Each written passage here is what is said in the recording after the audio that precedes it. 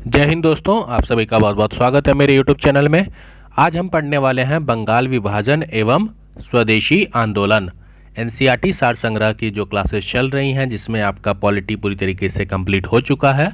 Modern history की classes मैं करा रहा हूं, जिसमें आज का टॉपिक है मेरा बंगाल विभाजन एवं स्वदेशी आंदोलन। तो चलिए क्लास को शुरू करते हैं। बंगाल का विभाजन किस वायसराय के कार्यकाल में हुआ था? तो बंगाल का विभाजन कर्जन उस टाइम पे वायसराय था, उसके कार्यकाल में बंगाल का विभाजन हुआ था। बंगाल विभाजन की घोषणा कब हुई थी? तो 1905 16 अक्टूबर 1905 को बंगाल विभाजन की घोषणा हुई थी। अच्छा, कब प्रभावी हुई थी? तो 16 अक्टूबर 1905। बाकी किस वायसराय के कार्यकाल में ये हुआ था? कर्जन के कार्यकाल में ये हुआ था। ये चीज़ याद रखिएगा। आगे बढ़ते हैं। 20 जुलाई 1905 को बंगाल विभाजन के निर्णय की घोषणा हुई थी। घोषणा कब हुई थी? आपकी 20 जुलाई 1905 को। और जिसके विरोध में 7 अगस्त 1905 को कलकत्ता के टाउन हॉल में स्वदेशी आंदोलन प्रारंभ हुआ और इस बैठक में ऐतिहासिक बहिष्कार प्रस्ताव स्वीकृत हुआ था।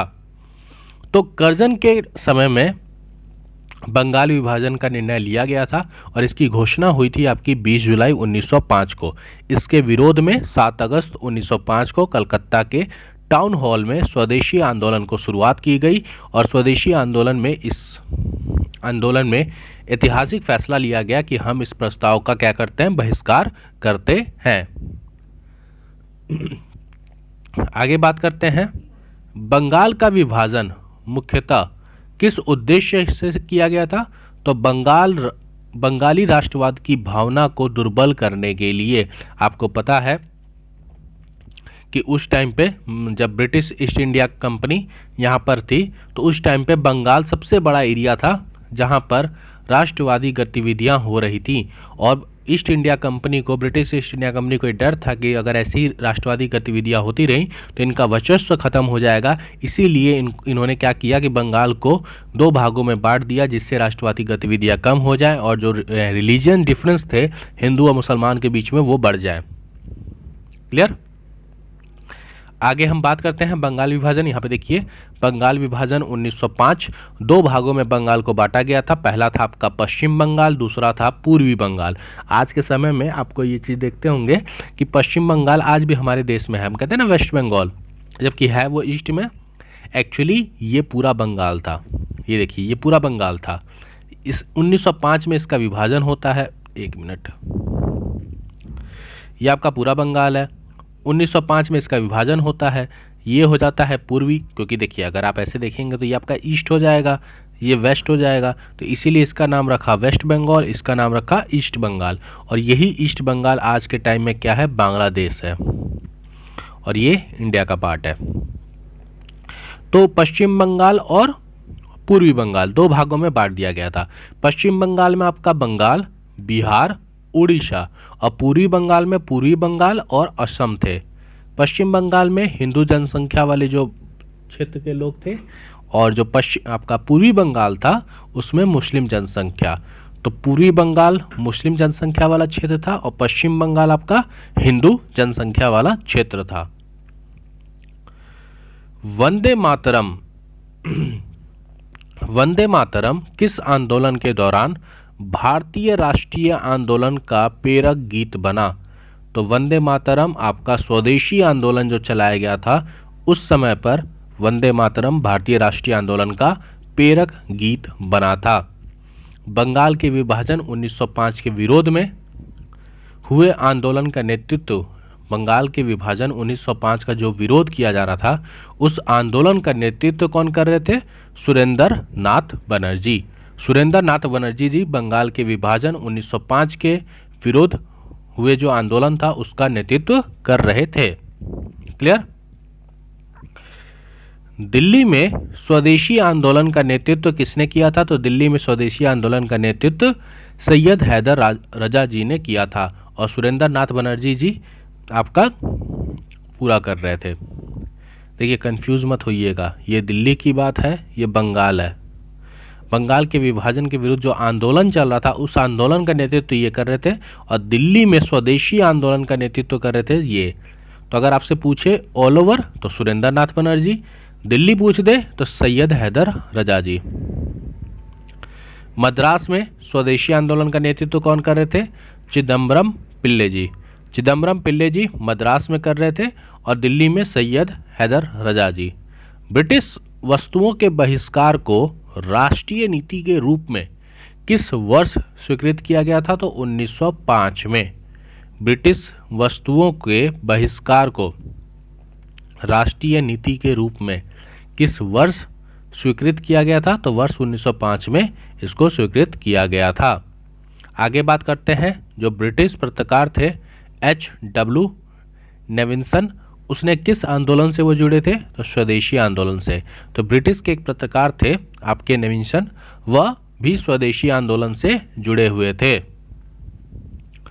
16 अक्टूबर 1905 को बंगाल में शोक दिवस मनाया गया था। 16 अक्टूबर 1905 को बंगाल में शोक दिवस मनाया गया था। रविंद्रनाथ टैगोर के सुझाव पर संपूर्ण बंगाल में इस दिन को राखी दिवस के रूप में मनाया गया था। 16 अक्टूबर को तो इसके शोक दिवस मनाया गया था बंगाल में, और रविंद्रनाथ टैगोर जी के सुझाव पर पूरे बंगाल में इस दिन को राखी दिवस मनाया गया था कि दोनों में एकता बनी रहे। आगे बढ़ते हैं, बात करते हैं वर्ष 1905 की। वर्ष 1905 के स्वदेशी आंदोलन को कृषक एवं मुसलमान वर्ग का विशेष समर्थन प्राप्त नहीं हुआ था। जो 1905 में स्वदेशी आंदोलन जो आपका चल रहा था, उस समय में जो कृषक थे और जो मुसलमान थे, इनका सहयोग नहीं प्राप्त हुआ था। भारत का प्राचीन कला परंपराओं को पुनर्जीवित करने के लिए, भारत की प्राचीन कला परंपराओं को पुनः जीवित करने के लिए एक Indian Society of Oriental Art की स्थापना किसने की थी? तो Indian Society of Oriental Art की स्थापना अविंद्रनाथ टैगोर ने की थी। Abanindranath Tagore Indian Society of Oriental Art की स्थापना की थी। क्यों की थी? क्योंकि प्राचीन कला और परंपराओं को पुनर्जीवित कर सके। स्वदेशी आंदोलन के प्रारंभ का तत्कालीन कारण क्या था? जो स्वदेशी आंदोलन हुआ था उसके प्रारंभ का जो तत्कालीन कारण था वह क्या था? लॉर्ड कर्जन द्वारा बंगाल विभाजन करना। लॉर्ड कर्जन द्वारा बंगाल विभाजन करना ये स्वदेशी आंदोलन के प्रारंभ का तत्कालीन कारण था। बंगाल में ब्रिटेन की वस्तुओं के बहिष्कार का सुझाव। बंगाल में ब्रिटेन की वस्तुओं का बहिष्कार का जो सुझाव था वह सबसे पहले कृष्ण कुमार मित्र जी ने दिया था। कृष्ण कुमार मित्र जी ने ब्रिटेन की वस्तुओं के बहिष्कार का सुझाव सबसे पहले बंगाल में दिया था। क्लियर? और जो कर्जन था उसके द्वारा बंगाल विभाजन किया गया। उसका जो तत्कालीन कारण क्या पड़ा? स्वदेशी आंदोलन। बात करें 1905 की। वर्ष 1905 में बांग्ला पत्रिका संजीवनी। बांग्ला पत्रिका संजीवनी के संपादक कौन थे? तो कृष्ण कुमार मित्र जी। कृष्ण कुमार मित्र जी बांग्ला पत्रिका संजीवनी के क्या थे? संपादक थे। स्वदेशी बांधव समिति। स्वदेशी बांधव समिति की स्थापना किसने की थी? अश्विनी कुमार दत्त जी ने। अश्विनी कुमार दत्त जी ने स्वदेशी बांधव समिति की स्थापना की थी। बाकी कृष्ण कुमार मित्र जी पहले व्यक्ति थे जिन्होंने ब्रिटेन की वस्तुओं के बहिष्कार का सुझाव दिया था। स्वदेशी आंदोलन के दौरान रविंद्रनाथ टैगोर ने अमार सोनार बांग्ला नामक गीत की रचना की, जो आगे चलकर वर्ष 1971 में बांग्लादेश का राष्ट्रगान बना। तो स्वदेशी आंदोलन के दौरान रविंद्रनाथ टैगोर जी ने अमार सोनार बांग्ला नामक गीत की रचना की थी और वर्ष 1971 में ये बांग्लादेश का राष्ट्रगान बना। वर्ष 1905 में कांग्रेस के बनारस अधिवेशन 1905 कांग्रेस का अधिवेशन बनारस में हुआ था। इस टाइम पे स्वदेशी आंदोलन का समर्थन किया गया। इस अधिवेशन की अध्यक्षता कौन कर रहे थे? तो गोपाल कृष्ण गोखले जी। गोपाल कृष्ण गोखले जी बनारस कांग्रेस अधिवेशन और स्वदेशी आंदोलन को समर्थन दिया गया था। आगे बात करें तो स्वदेशी आंदोलन के दौरान बंगाल केमिकल्स स्वदेशी स्टोर्स बंगाल केमिकल्स स्वदेशी स्टोर्स की स्थापना किसके द्वारा की गई थी? तो प्रफुल्ल चंद्र रॉय के द्वारा। प्रफुल्ल चंद्र रॉय के द्वारा बंगाल केमिकल्स स्वदेशी स्टोर्स की स्थापना की गई थी। और ये कब की गई थी? जब स्वदेशी आंदोलन चल रहा था। बात करें कर्जन की तो कर्जन द्वारा 1905 में किया गया जो बंगाल विभाजन था वह वर्ष 1911 में हॉर्डिंग ने क्या कर दिया? रद्द कर दिया। लेकिन क्या वो विभाजन खत्म हो गया? विभाजन तो हो ही गया था। तो हॉर्डिंग ने बंगाल विभाजन जो था उसको रद्द कर दिया था। कब? 1911 में। आगे बात करते हैं स्वदेशी आंदोलन का आलोचक तथा पूर्व एवं पाश्चात्य के मध्य एक बेहतर संबंध का समर्थक कौन था? तो रविंद्रनाथ टैगोर।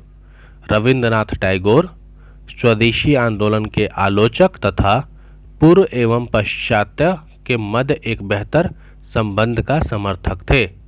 बंगाल विभाजन के समय बंगाल का लेफ्टिनेंट गवर्नर कौन था?